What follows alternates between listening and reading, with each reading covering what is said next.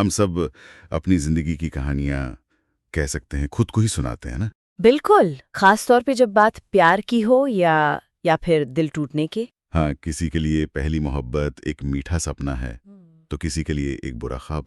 पर क्या ये एहसास खुद में कुछ होता है, या इसका मतलब इस बात से तय होता है कि हम इसकी कहानी सुनाते कैसे हैं? हाँ। आज हम इसी की परतों को जरा खोलेंगे। बिल्कुल, आज हम जिस कहानी की बात कर रही हैं वो है वी.स. खांडेकर की पहले प्रेम। और ये कहानी हमें यही दिखाती है कि सच क्या है, ये इस बात पर बहुत निर्भर करता है कि कहानी सुना कौन रहा है। एक ही घटना, लेकिन नजरिया अनेक। हाँ। और कहानी की शुरुआत भी कुछ ऐसी है। एक कामयाब वकील हैं द्विवेदी। उनकी जिंदगी एकदम सेट, शांत। लेकिन एक दिन अखबार की एक खबर उनकी शांति को, कह सकते हैं, भंग कर देती है। और ये खबर उन्हें एक ऐसे सफर पर ले जाती है जहां उन्हें एहसास होता है कि उनकी अपनी कहानी, जिसे वो अब तक सच मानते आए थे, वो अकेली कहानी नहीं है। तो चलिए इस सफर पर चलते हैं और एक एक कर इन कहानियों की पड़ताल करते हैं। ठीक है, तो पहली कहानी खुद नरेटर यानी द्विवेदी की है। वो अखबार में पढ़ते हैं कि उनकी पहली मोहब्बत करुणा ने शादी कर ली है। लेकिन किसी बड़े अफसर या अमीर आदमी से नहीं। नहीं, बल्कि एक मामूली से ड्राइंग मास्टर से। और ये बात उन्हें हिला कर रख देती है, जैसे कोई पुरानी चोट फिर से दुखने लगी हो। और यहीं पर वो अपनी कहानी का, कह सकते हैं, नजरिया हमारे सामने रखते हैं। वो कहते हैं कि पहला प्यार एक ज्वालामुखी है। ज्वालामुखी, बिल्कुल, कितनी ड्रामेटिक इमेज है ये। हाँ, मतलब एक ऐसी चीज जो जो ऊपर से तो शायद शांत दिखे, लेकिन अंदर ही अंदर सुलग रही है। एग्जैक्टली और कभी भी फट सकती है। द्विवेदी के लिए उनका पहला प्यार कोई बीती हुई बात नहीं है, बल्कि एक जिंदा आग है। बिल्कुल, उनके लिए ये एक जुनून है, एक एपिक स्टोरी है। लेकिन तभी कहानी में एक दूसरा नजरिया आता है जो इस पूरी ड्रामेटिक इमेज को एक तरह से तोड़ कर रख देता है। उनके मेंटोर बाबा साहेब। हाँ, एक उम्रदराज अनुभवी वकील। वो द्विवेदी की ये ज्वालामुखी वाली बात सुनकर बस मुस्कुरा देते हैं। और वो एक बिल्कुल अलग कहानी सुनाते हैं। वो कहते हैं कि पहला प्यार ज्वालामुखी नहीं, बल्कि जिंदगी में एक तूफान जैसा है। तूफान। हाँ, तूफान में जब नाव डगमगाती है तो इंसान बचने के लिए जो भी सबसे करीब होता है उसे पकड़ लेता है। पहले प्यार में भी कुछ ऐसा ही होता है। ये तो बड़ी अनरोमांटिक बात हुई है तो। मतलब कोई जादू नहीं, कोई किस्मत नहीं, बस हालात की मजबूरी है। और शायद यही बाबा साहब का मकसद भी है। वो द्विवेदी के इस ज्वालामुखी वाले ड्रामेटिक आइडिया को थोड़ा ठंडा करना चाहते हैं। वो अपनी कहानी सुनाते हैं। अच्छा। ही कहा, तूफान गुजर गया, लड़की की शादी कहीं और हो गई, बाबा साहेब अपनी पढ़ाई और करियर में आगे बढ़ गए।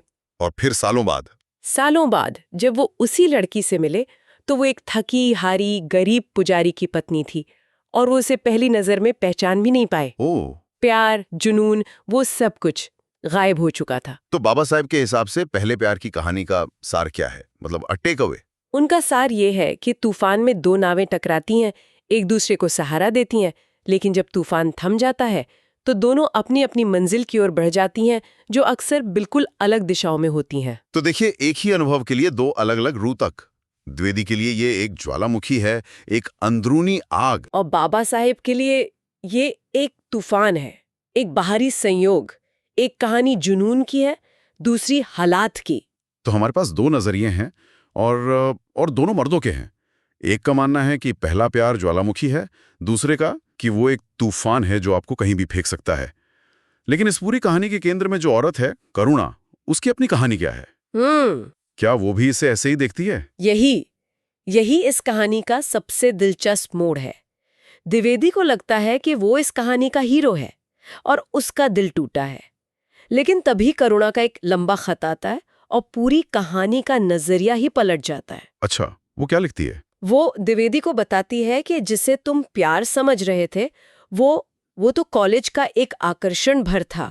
जैसे क्रिकेट टीम साथ खेलती है, पर मैच के बाद सबकी दुनिया अलग होती है। वो ये भी बताती है कि बाद में उसकी जिंदगी में एक अमीर बैरिस्टर आया था, जिसने उसे प्यार को खरीदने की कोशिश की, और तब उसे समझ आया कि प्यार असल में होता क्या है और क्या नहीं होता। और फिर उसकी मुलाकात उस ड्राइंग मास्टर मनोहर से हुई। हाँ। और ये रिश्ता किसी जुनून या आकर्षण पर नहीं, बल्कि आपसी समझ और सहारे पर बना था। हाँ। मनोहर एक बेहतरीन कलाकार थे, लेकिन अपनी बहन के गुम हो जाने के सदमे में उन्होंने पेंटिंग करना छोड़ दिया था। ओह, ये तो दुखद है। हाँ, और यहीं पर खांडेकर कहानी में एक ऐसा डिटेल डालती है जो सब कुछ बदल देता है। मनोहर की एक अधूरी पेंटिंग थी जिसका नाम था तूफान में नावें। एक मिनट, उसकी पेंटिंग का नाम तूफान में नावे था? ये तो वही मेटाफोर है जो बाबा साहब ने इस्तेमाल किया था। एग्जैक्टली। ये सिर्फ एक इत्तेफाक है या करुणा जानबूझकर उसी इमेज को एक नया मतलब दे रही है? वो बिल्कुल जानबूझकर ऐसा कर रही है। वो बाबा साहेब की कहानी लेती है और उसे पूरी तरह से पलट देती है। और यही तो कहानी कहने की असली ताकत है। रूपक तो वही रहा, तूफान। मतलब बदल गया। हाँ, बाबा साहेब के लिए वो एक पैसिव अनकंट्रोलेबल घटना थी, एक संयोग, जबकि करुणा ने उसी तूफान को एक एक्टिव चॉइस में बदल दिया। कैसे? वो खात में लिखती है, जो नावें तूफान में एक दूसरे के करीब आती हैं, जो मौत के दरवाजे पर एक दूसरे का सहारा बनती हैं, वही जिंदगी भर साथ सफर करती हैं। वाह। बाबा साहेब के लिए तूफान बिछड़ने की वजह था और करुणा के लिए तूफान ही साथ आने की असली वजह है। वो कह रही है कि प्यार तूफान में बह जाना नहीं, बल्कि तूफान में एक दूसरे को थामे रहना है। बिल्कुल।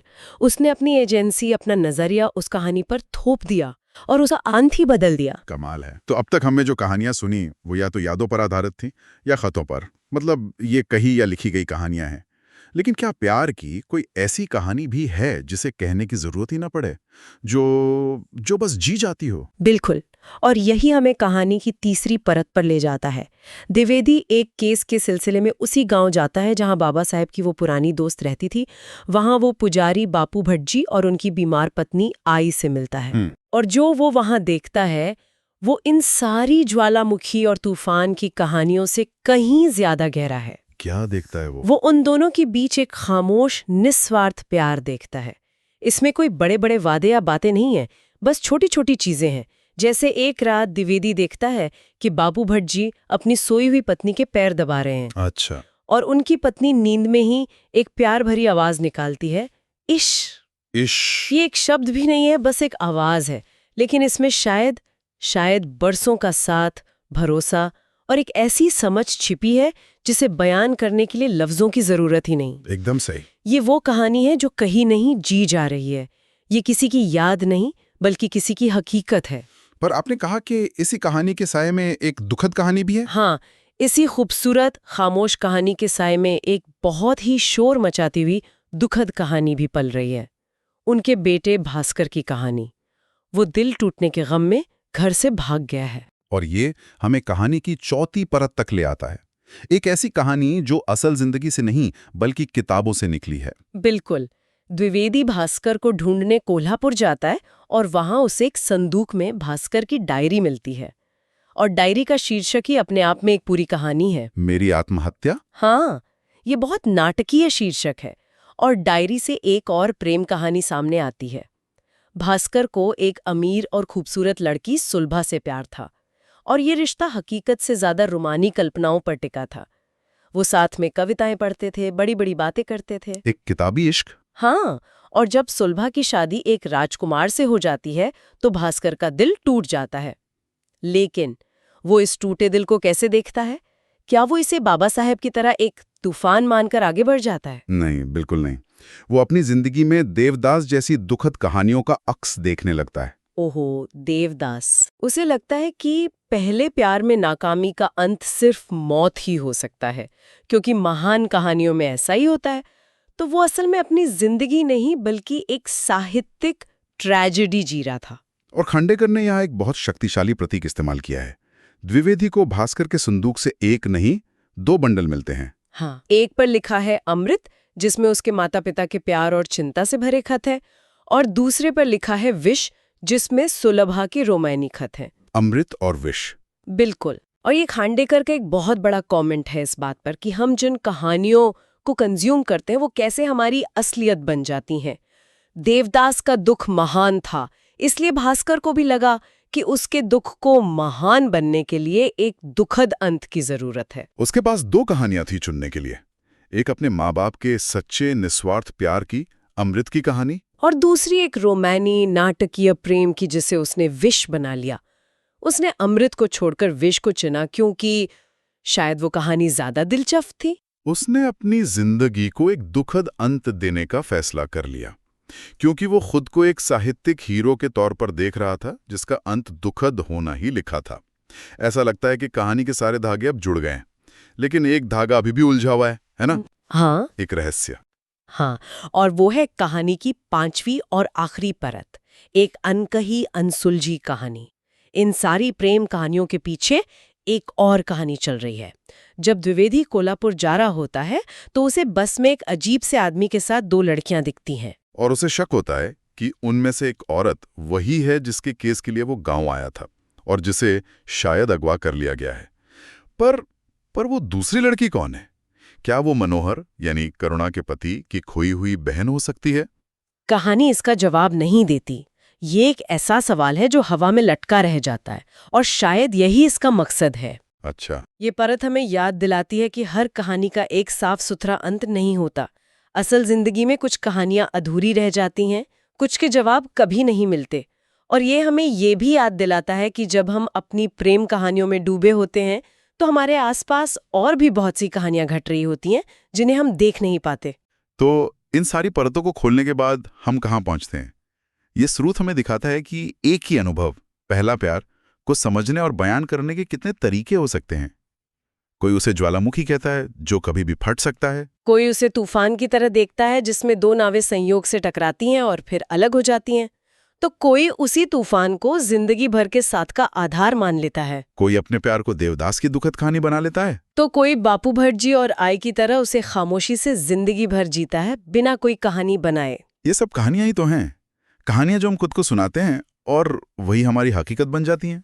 बिल्कुल, ये कहानियां सिर्फ हमारी जिंदगी का ब्यौरा नहीं देती, बल्कि हमारी जिंदगी को बनाती हैं। हम जो कहानी चुनते हैं वही हमारा सच बन जाती है।